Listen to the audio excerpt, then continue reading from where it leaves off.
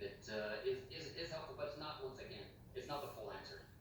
I do want to ask you about this. A new study out of the UK suggesting that having COVID-19 grants immunity. If you've had it, it'll grant you immunity for about 5 months. There's an 83% chance you will not be reinfected again from that study.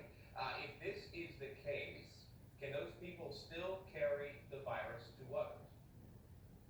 Now, so here's some of the question about that, or the answer about that, and what that revolves around is the vaccine really is us trying to mimic getting the disease to start with.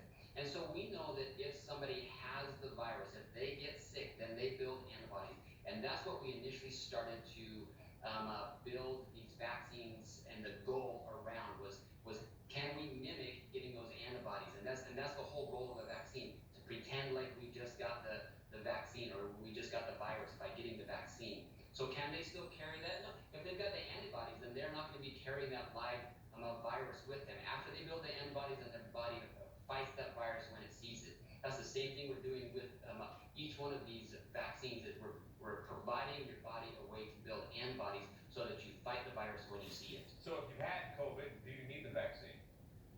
You really shouldn't. And in fact, that's funny. I was actually talking with one of my nurses last night in the emergency department. She's had the virus, and she was being asked why she wasn't going to be getting the vaccine. One of the things I've done with several of my staff is I've checked. We've sent off to the lab their blood, and we will check their antibody levels. And invariably, their antibody levels are in a protectionary state. So it doesn't make sense for them to be able to get that. It's much like when I was a kid, I got chickenpox. And so I built antibodies against that varicella virus. Now, the kids now, they get a vaccine against chickenpox. There's no reason that I should go get that chickenpox vaccine